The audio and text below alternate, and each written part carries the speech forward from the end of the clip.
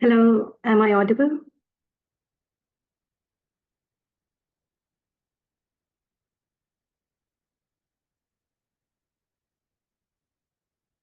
Hello, everyone, and welcome to today's session. Let me introduce myself. I'm Dr. Sumbali Das, your MRCOG mentor at Med Institutes, and today we will be discussing a high-yield topic from anatomy, which is anatomy of lesser and greater sciatic foramen. I will break it down for you to make it easier to understand, and also I will share some tips to help you to solve SBAs more effectively.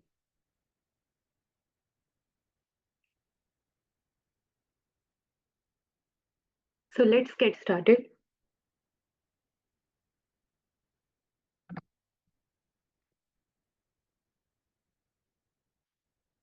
Okay, so first thing, what is greater and lesser sciatic foramen? So basically, these are two openings in the posterior aspect of the pelvis. Everything in the anatomy or whenever you are studying anatomy or any other subject, those topics always have a purpose. And when we talk about the modules of MRCUG1, the topics are very, very specific, and all of these topics have to do something with your clinical practice in obs and gynae. So this is a general tip. Whenever you are going through anatomy, physiology, endocrinology, try to relate those topics. I know these are the basic subjects, but they do have some clinical implementations. So try to relate with that. Same goes with this topic. We will discuss some questions which are specifically in the regard of your MRCG1 exam.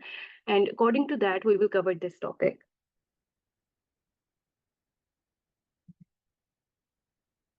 In order to understand the anatomy of greater and lesser sciatic foramen, there is a muscle in the gluteal region which is known as piriformis muscle.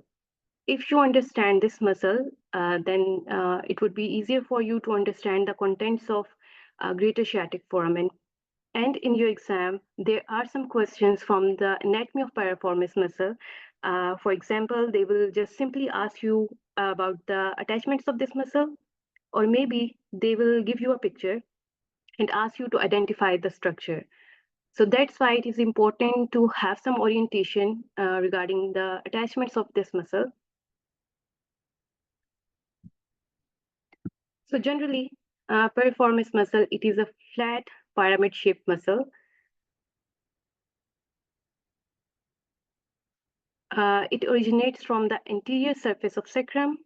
It passes laterally to exit the bony pelvis through the greater sciatic foramen, often attaching to the gluteal surface of ilium close to the posterior inferior iliac spine.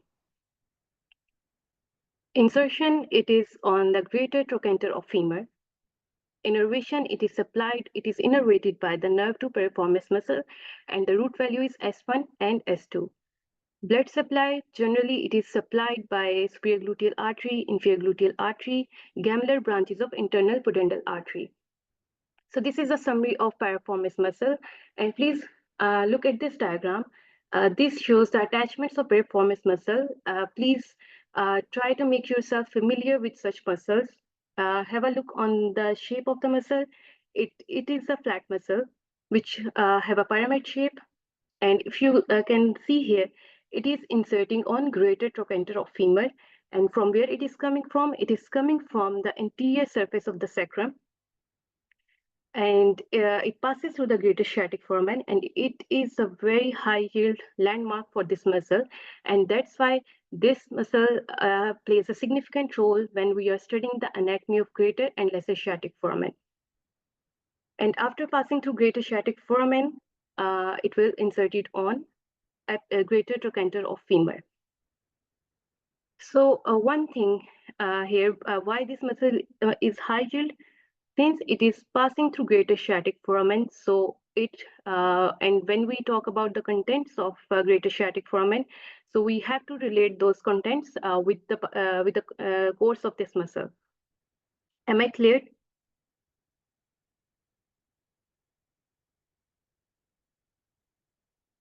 Okay.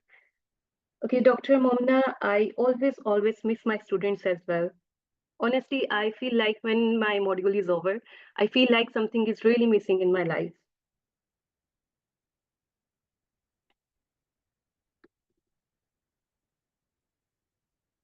Okay, let's move on. What is greater sciatic foramen? In order to understand this in a better way, let's have a look on the pelvic bone. Here you can see there are two notches on the pelvic bone. One is greater sciatic notch and the other one is lesser sciatic notch. And by the attachments of different ligaments, I will tell you which ligament converts and makes which foramen. However, in general way, there are some ligaments of the pelvic bone which closes these notches and convert them into foramen. So the exact anatomical location of greater sciatic foramen is the greater sciatic notch lies between the ischial spine. Here you can see ischial spine inferiorly and posterior inferior iliac spine superiorly. So here we have posterior inferior iliac spine, and here we have ischial spine. And between these two landmarks, we have greater sciatic notch. Now we know that we have a notch here. The sacrospinous ligament, which attaches from the ischial spine to the lateral aspect of sacrum and coccyx, converts the greater sciatic notch into greater sciatic foramen. So now you have three words for the anatomical location of greater sciatic foramen. One is ischial spine, and the other one is posterior inferior iliac spine. These two landmarks stands for greater sciatic notch. And the third thing, which is sacrospinous ligament, this ligament, due to its attachment, it converts this notch into foramen. Now we have a space through which some contents can pass through. The greater sciatic foramen provides a passageway for structures to pass from the pelvis into the gluteal region. So that's the significance of greater sciatic foramen in our body. The lesser sciatic notch, now we have the second notch in the pelvic bone. The anatomical location for lesser sciatic notch, it lies below the ischial spine and it is converted into lesser sciatic foramen by, now we have two ligaments for lesser sciatic foramen. One is sacrospinous and the other one is sacrotuberous ligament. Here you can see this is a better picture which is elaborating greater and lesser sciatic foramen. Here we have a greater one. Now you can see this one again, the notch, greater sciatic notch, which is enclosed and converted into foramen by sacrospinous ligament.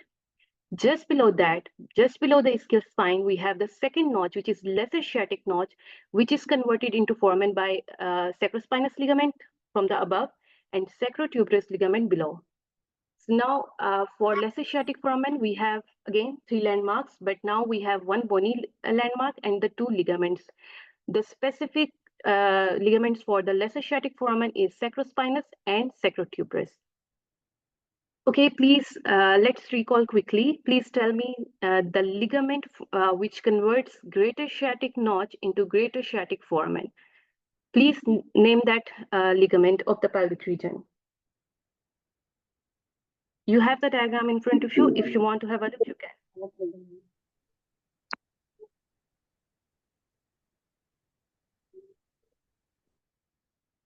That's perfect, sacrospinous ligament. Okay, so now we are well oriented where exactly in the body we have greater and lesser sciatic foramen, how they are being formed, and what is their purpose. The purpose is they allow a way for the passage of contents from the abdominal region to enter into the gluteal region or the pelvic area. So what are those contents? In your exam, mainly question comes from the content of these foramen. So we, on the left side, we have a list of greater sciatic foramen. On the right side, we have a content of lesser sciatic foramen. Now implement the piriformis muscle here. Why it has so much significance? Because the greater sciatic foramen is divided into two parts by the presence of piriformis muscle, the suprapiriform and infrapiriform foramen. So now let's recall the anatomy, the course of piriformis muscle, about its attachment. when we were studying that, we have discussed that it passes through the greater sciatic foramen. And what it does to the greater sciatic foramen, it further divides into two foramen. One is suprapiriform and one is infrapiriform. The name is very simple to remember. The suprapiriform foramen means the contents or the space above the piriformis muscle, and the infrapiriform means the space or the contents which are passing below the piriformis muscle is the infrapiriform foramen. To be more specific, you need to memorize what, yes, in general, you need to have an idea what are the contents of greater sciatic foramen, but more specifically, you should be knowing what are the contents which are passing above the piriformis muscle and what are the contents which are passing below the piriform muscle. So let's have a look. This one is very easy to remember. The things which are above piriformis muscle are superior. For example, superior gluteal artery and vein and superior gluteal nerve. That's it. Infrapiriform foramen have some very important structures, very important contents, which plays a major role in the innervation of pelvic area as well as in the lower limb. And what is the major thing here? We have sciatic nerve, pudendal nerve, inferior gluteal artery, inferior gluteal nerve, posterior femoral cutaneous nerve, nerve to obturator internus, and nerve to quadratus femoris. On the right side, we have contents of lesser sciatic foramen. Since it is lesser sciatic foramen, so its contents are also limited because it has limited space. So what are the contents? Internal pudendal artery and vein, pudendal nerve, obturator internus tendon, and nerve to obturator internus. Please note, if you can see here, pudendal nerve is also passing through lesser sciatic foramen, as well as if you can see here, it is also passing through greater sciatic foramen below the piriformis muscle. Anyone have any idea why is that so?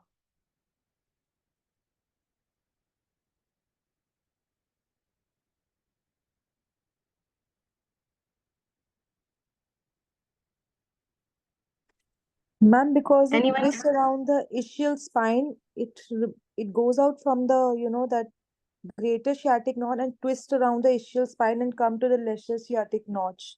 Matlab to the lesser sciatic notch. Okay.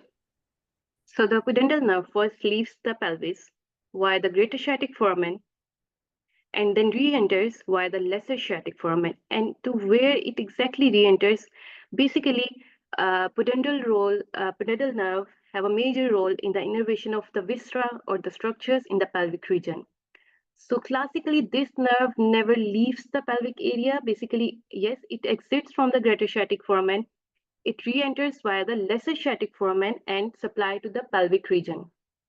Innervate the pelvic or organs, viscera, or any content, which is the pudendal nerve supposed to innervate.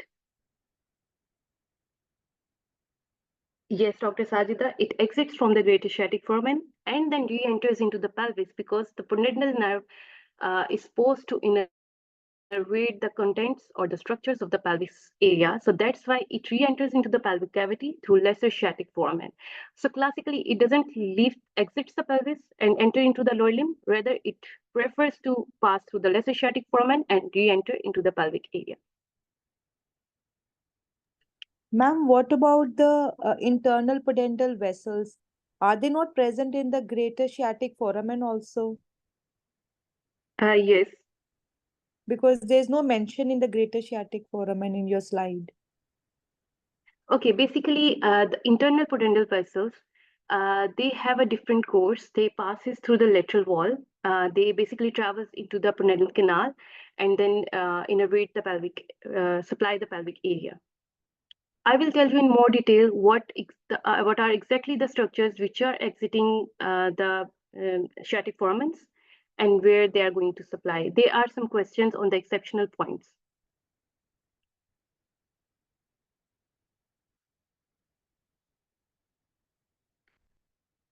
Okay, Before we proceed to those slides, in which there are some SBAs, I took some SBAs from the recalls as well.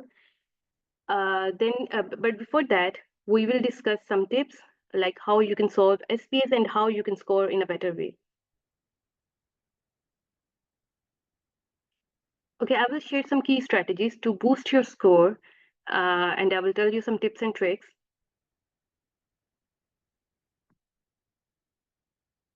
Okay, so first thing first, what I have noticed in when I observe different students when they are solving SBAs and when they are discussing SBAs, uh, first step is that always read the question carefully and just try to understand the stem. Focus on the key details in the question stem and identify what is being asked. Try to look for the highlight keywords. Pay attention to the terms like what is the most appropriate treatment, what is the first line treatment, what is the contraindication, or what is the likely diagnosis. So these are the keywords which are pointing towards your right answer. Since it is a single best answer, maybe all of the 5 options, maybe they are correct, but you need to identify what is being asked in the exam. Sometimes they will give you some distractors, maybe they will give you a long scenario, but uh, especially pay extra attention to the last line in which they are asking exact question, like what type of knowledge they are exactly expecting from you. So that's why it is important for you to read the question carefully. Try to pick out what the last line of the question says. Are they asking about the best management? Are they asking about the exceptional points, like all of these are true except one? So sometimes these lines are missed by the students. Even if I'm solving some SBS, sometimes it happens to me.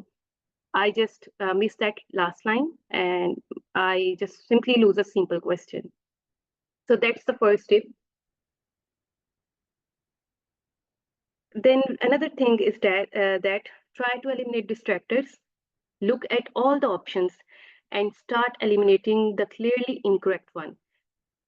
This way, you will narrow down your answer, your options, and it would help to save your time as well. And sometimes, if you don't know anything, if you're not sure about the right answer, so this method would help you a lot in that case. Third thing is focus on the core knowledge. Relate the question to your basic concepts in anatomy, physiology, pathology, or pharmacology. And if you're unsure, think about the common scenarios or frequently tested topics. And try to trust your guts as well, because sometimes when you're going through from the option for the very first time and the right options clicks in front of you, and later on when you overthink on that SBA, you get confused. So most of the time, the options which looks correct in first go is most likely the correct answer. So trust your instincts as well. Another issue which students might face when solving their exam, that is your time management. So in terms of your time management, manage your time, aim to spend no more than 1 minute on one question. Just in case, if a question seems difficult to you, mark it. There is an option of red flag in your exam. So simply, if you think that this question you have no idea and it is taking longer than usual, then just red flag that question, skip it, and move on to the next question. And at the end of your exam, review those questions, because at that time you will have an idea like how much time do you have left for your exam. Watch for traps, avoid overthinking. Most SPs have one straightforward answer. Be cautious with the words like no, yes, always, or never statement in the options. Okay, next we have practice on exam-like questions. The recalls are very important. They will help you to understand the format of the exam. It would help you to make sure to have an idea like what is the mindset of the examiner, what type of knowledge they are expecting from you. So recalls are very crucial and they are important, and you are not supposed to write the exam before going through from the exam like questions. So note down my words. The recalls are very important. Try to revise them 2 to 3 times at least before your exam. Another thing is try to answer all the questions. If you have 200 questions in your exam, try to answer all of them, because there is no negative marking in your exam. So you are good to go and solve all the 200 questions. And the last tip is, again, manage time. Spend 1 minute per question. Move on if you feel stuck. Just red flag that question.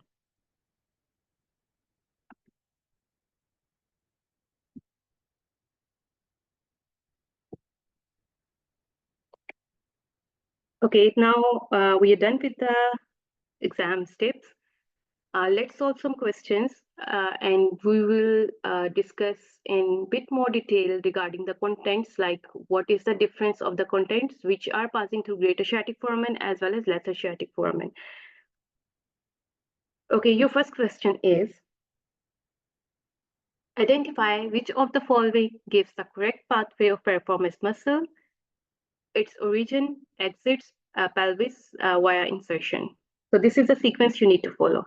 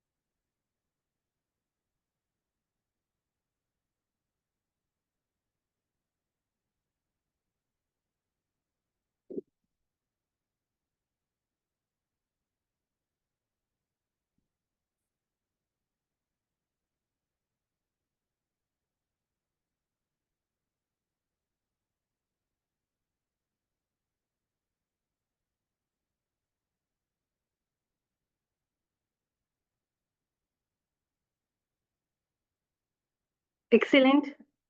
A is the correct answer. Let's look at the diagram again. The piriformis muscle originates from the anterior sacrum, and sacroiliac joint passes transversely through the greater sciatic foramen via the sciatic notch and inserts on the greater trochanter. Please don't confuse yourself with the attachments of, sometimes some students, they might get confused by thinking it is attached, inserted onto lesser truncator of femur. But remember, it is from anterior sacrum, pass through the greater sciatic foramen, and then inserted onto greater trochanter of femur.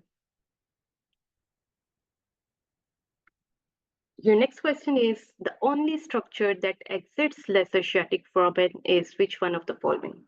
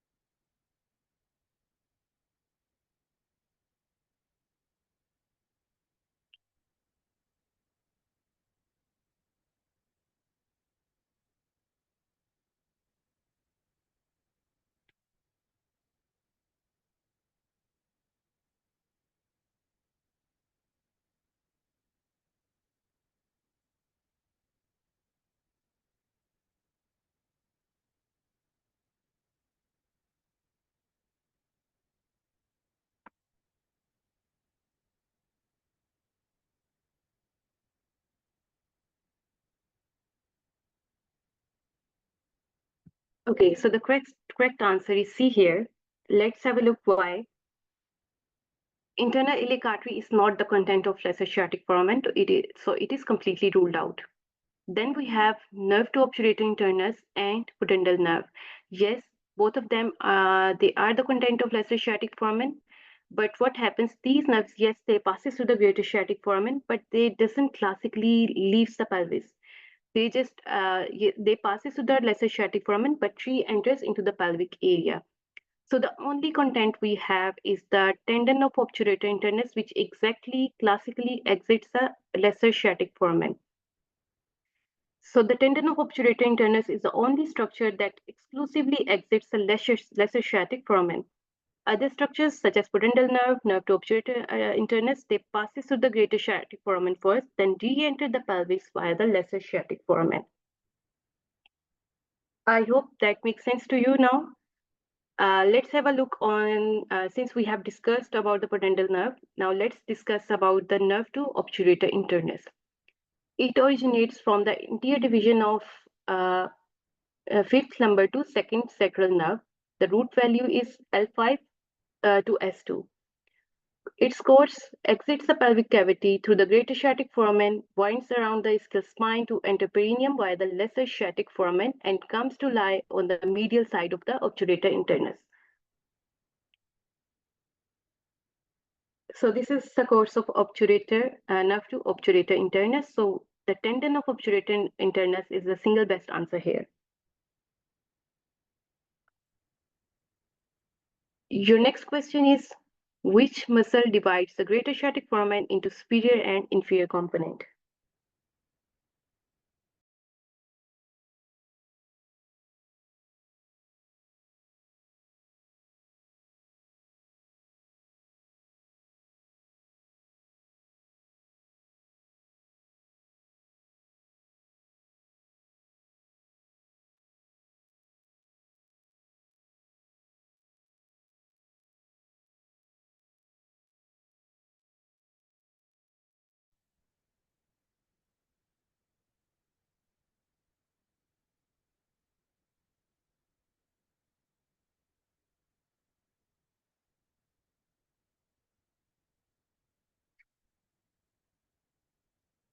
Yes, it's the correct answer.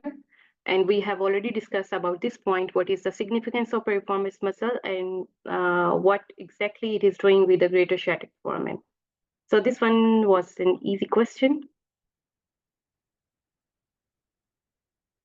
Okay, so your next question is, which of the following structure passes through both the greater and lesser sciatic foramen?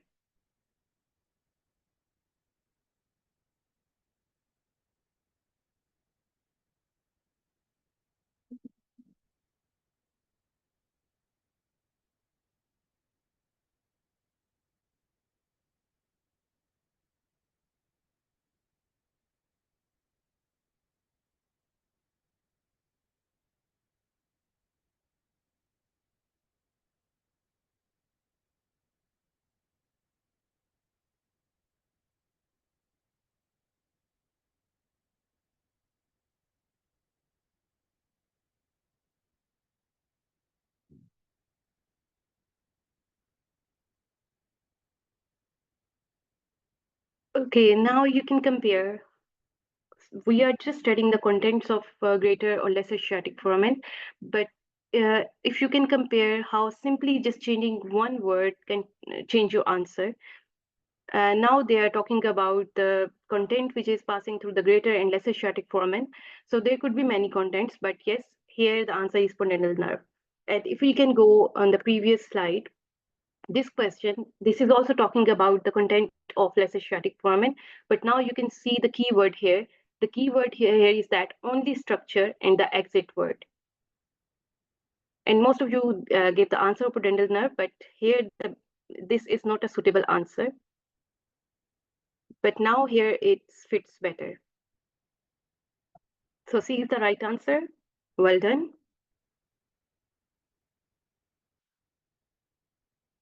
Okay, this topic was a demo topic, like how you can study a topic. For example, if you are going through from the Oxford, or if you are following any other book like Essential Revision Guide, or maybe any notes or anything.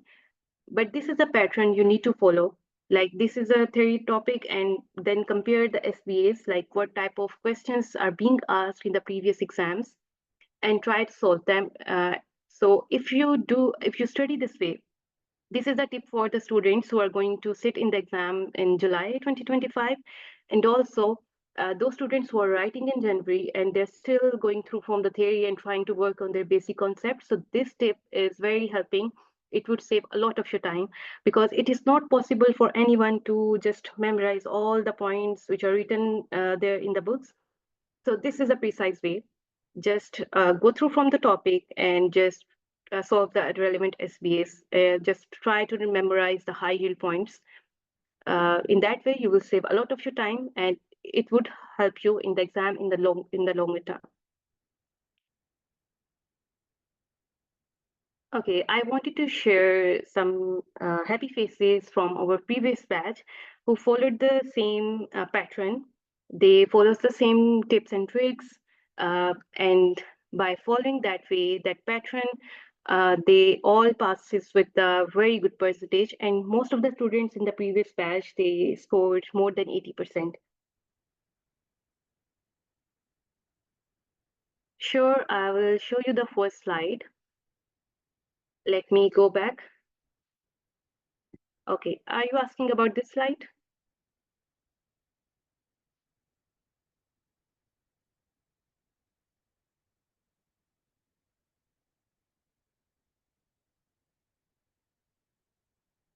Dr. Momnat, this slide is about just an overview about the greater and the lesser sciatic foramen.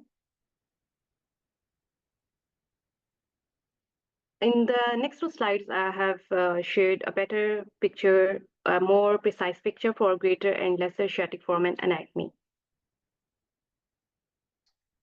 Okay, so let's go back.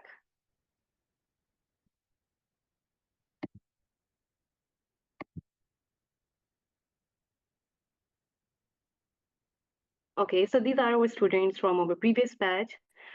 Who took our premium course and our power hour course, and specifically many of them, they took our workshop, which is a 2-week workshop on the recall practice, and they found that workshop very helpful because no matter what you studied in the beginning month, the actual thing, the knowledge you actually retain for the exam is your practice and your hard work, which you spend during the last month of your exam, because that is the time when you're revising everything and there's a lot of panic and a lot of mess is going on.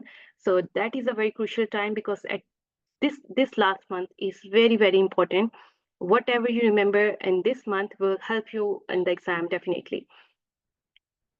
So here are some more happy faces.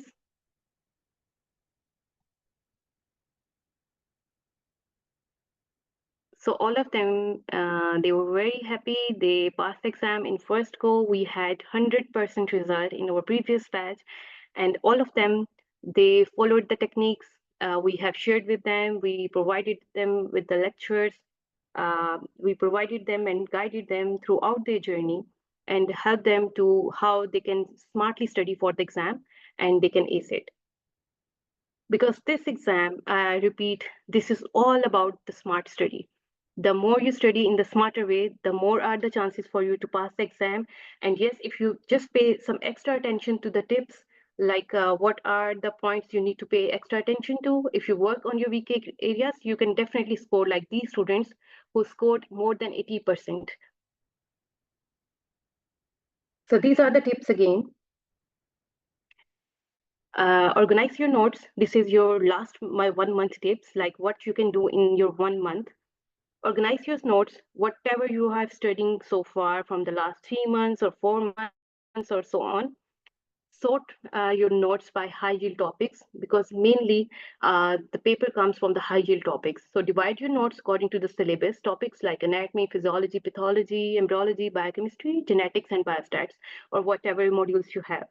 Create your summaries. Summarize each topic in your own words. That would help you to reinforce your understanding. You can use some active learning techniques, like, and you can follow the flashcards. If you have made one for you, then definitely you can spend some time. Like if you by during any time, for example, you are at hospital and you have some 15 to 20 minutes for you, you can go through from the flashcards. Quiz are very important. Regularly test yourself with practice question and past papers. So if you do not have the content, organized content for you, we have that. We have solution for that. We have online mock exams. We have major mock exams. You can. We have for separate mock exams for each module. As you can see here on the left side, we have a separate mock for anatomy, all the modules. Then at the end, we have a 3 combined mock exams, which exactly looks like your exam. So if you do solve these mock exams, that would help you to assess yourself. And once you know your weak areas, you can work on them. Also, you can use multiple resources like textbooks, refer to standard textbooks which are recommended for MRCG Part 1, like Oxford Revision Notes, Essential Revision Guide. Then you can also take some online courses and lectures, but here I want to alert you that please do not fall into any scam. Try to follow the courses or any course you are taking or you are thinking to take. Make sure that is authentic and they are not misuse your money, because time and your money, they are important, and that your time is way more important. And I'm still a student, and I know how difficult is that to write international exams, and since we all are working, so managing time out of your working hours for your studies, they are very very very significant thing, and we cannot risk them. We cannot risk our time and we cannot risk our money. So please make sure whatever course you're about to take, please make sure that is authentic and they are not wasting your money and your time. Then you can use some question bank for your revision. If you want to follow any online question bank, that's good. If not, then we have some books in the market like PassMR, COG. We have Catherine. We have Angiosizer. So there are many books in the market. So you can also follow them for your practice. Then in the last month, you need to have a schedule. You need to revise all the modules in the very systematic way. So make your timetable. Try to take some regular breaks during the study time, because it would help to avoid any burnout. And seriously, I need to follow this tip as well, because I don't know, this is a toxic trait about me. Whenever I start studying for any exam, I just start studying straight for 8 to 9 hours. And after 3 days, I'm burnout. So I need to follow this as well. So another tip is active recall and spaced repetition. Test yourself on the material rather than passively reading it. So challenge yourself, make your reflexes, give you a chance to solve the SBAs. So don't be afraid of solving SBAs. If you don't know the answer, don't worry. This is your practice. Spaced repetition, review material at an increasing interval. For example, if I take anatomy, it is very volatile. Endocrinology, again, it is very volatile. So for example, if you have studied on the 1st of January anatomy, then try to revise that on an interval of 1 week or maybe 10 days, so that you can retain that.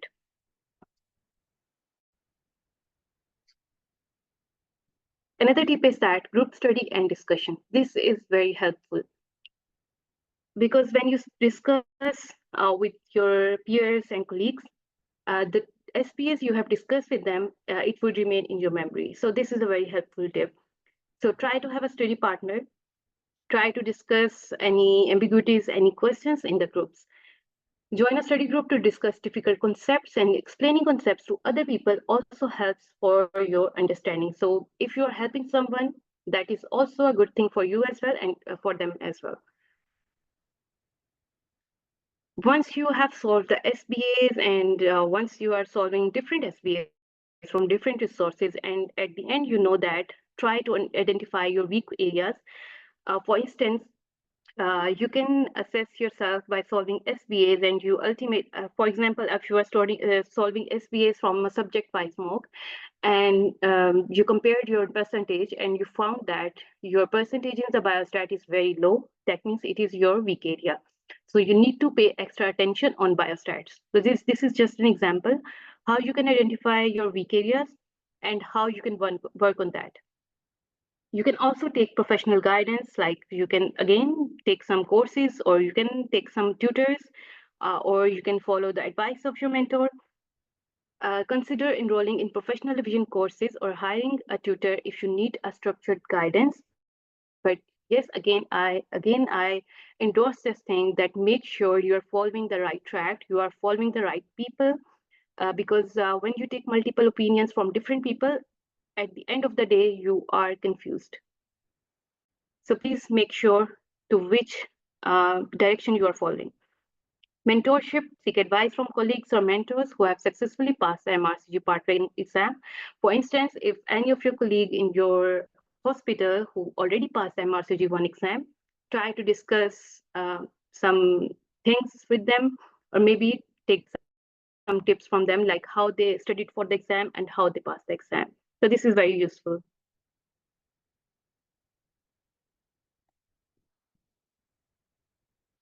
Time management, we have already discussed this. Try to spare 1 minute for each SBA. Read question carefully, identify and solve easy questions first. This would, even during the exam, this would give you an idea like exactly where you are standing in your exam performance. Uh, this works like that.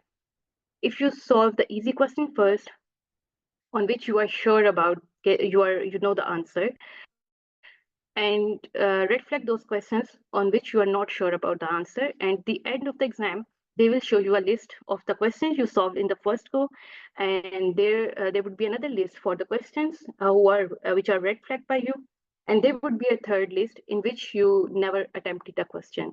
So the questions you have solved in first go will give you an idea like where you are exactly standing in your exam performance. Then we have exam techniques like, again, manage time efficiently, mark difficult questions, and stay calm and focused during the exam and even during your practice time. Okay, so what we mentor recommend, practice year-wise exam type questions. This is very crucial for your exam. You are not supposed to write the exam before going through all the recalls. So this is very important. And honestly, it would cover more than 70% of your curriculum. Watch exam-oriented lectures to wind up your exam preparation. Solve as many as SBAs as you can. Must take mentor's advice while solving questions. Must solve mock exam before entering to real exam. So here's the good news. We are going to start our recall practice session. This is our workshop, which is for 2 weeks. And during this workshop, we are going to cover all the recalls from the last 5 years. And benefits of this workshop is intensive discussion with the mentor on Telegram group. Correct key with explanation will be given along with mentor supervision. It would help to enhance your concept with recall of 2019 to 2024 exam type practice. Mentorship and backend team service available till your exam day. So if you enroll in our workshop, which is for 2 weeks, you will get these benefits. And please try to book if you are interested, try to book your slot as early as possible, because we have limited time. We are starting our workshop or from December 16 on Monday. Thank you so much for bearing with me so far. If you have any question, you can ask me.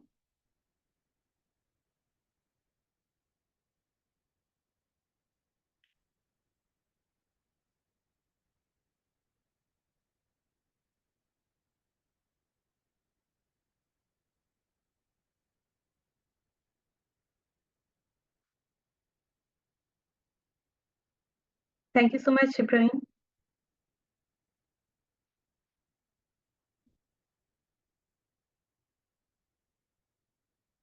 Dr. Lubna, don't worry. I'm always on the back.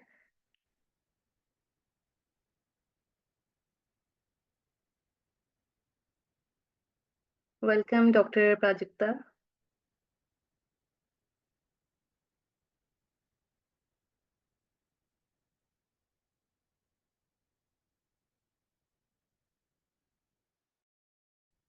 Okay, Shreya, that's a very wonderful question. I have a good news. The passing percentage of MRCG1 exam is very good. Usually, uh, in the last year, up till last year, the passing score was around 65 to 70%. Like 65 to 70% passes the MRCG1 exam in their first attempt. So this is a very good percentage. For MRCG part 2, however, for part 2, it is quite low, but for part 1, it is quite good.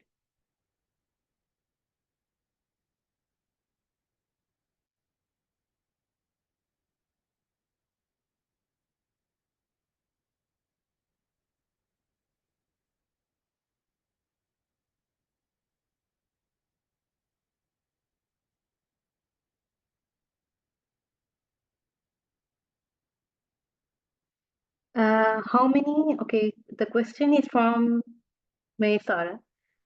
Her question is how many questions will come from statistics? Okay, this thing I think the only examiner should knowing the answer because the MRCG1 they do not have a crystal clear criteria like how much. Yes, they have provided a rough sketch like how many questions are coming from which module, but in the exam they classically do not follow that criteria. So it's all up to your luck, like how many questions you are getting from biostats. I got roughly around 8 to 10 questions from biostats.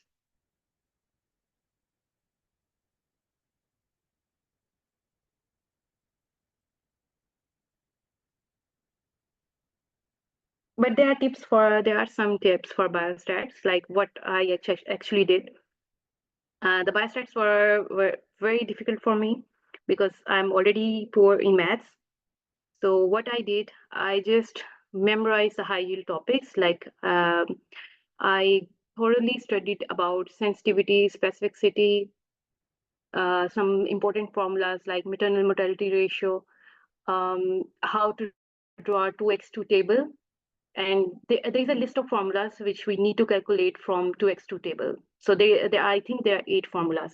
So I just did that thoroughly because I don't know, I was sure that I must get some questions from that topic, and I got 4 questions from that topic.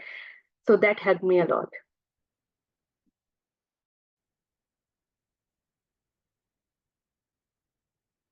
Dr. Lubna, the important thing you are not supposed to miss from biostats, and I'm still sure you will get some question from sensitivity and specificity. So have a good understanding of that topic. Try to practice maximum 2x2 table, like how you can draw it, because if you draw your 2x2 table in the right way, you can easily solve your question. Oh, that is easy. Study design is easy. They are just basic definitions, and that is the foundation of biostats or epidemiology. So one thing you can do, if you are going to start biostats, so start from the study design. What is cohort study? What is case control study? What is observational study? What is randomized controlled studies design? These things are important, and there's a pyramid like which study design is over which study design. So that pyramid is important, and once you are done with those definitions, you are good to go and move on to the next topic.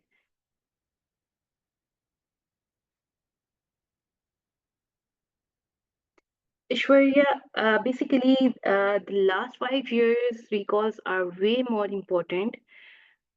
Uh, if you have time and if you want to go through from the previous recalls, then you can go with the 1993 recall as well. So it's all up to you. But if you notice, take one paper and try to compare it with the recent 5-year papers, and you will see the trend, how the similar questions are going to repeat and appear in the coming exam. Maybe not the exactly same, but the topics would be similar. So ultimately, if you cover the last 5-year recalls, you can cover all the modules. So don't worry about that.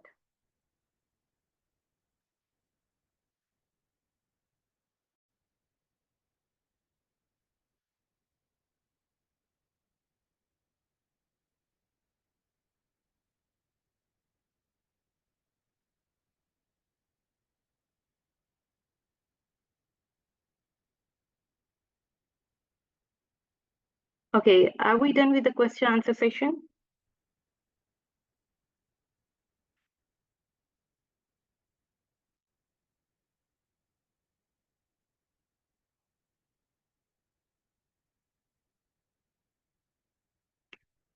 Okay, so goodbye, everyone. Thank you, Dr. Momna. Wish you a very best of luck and study hard in this last month. This is very crucial. And I also want to share your happy faces in for the coming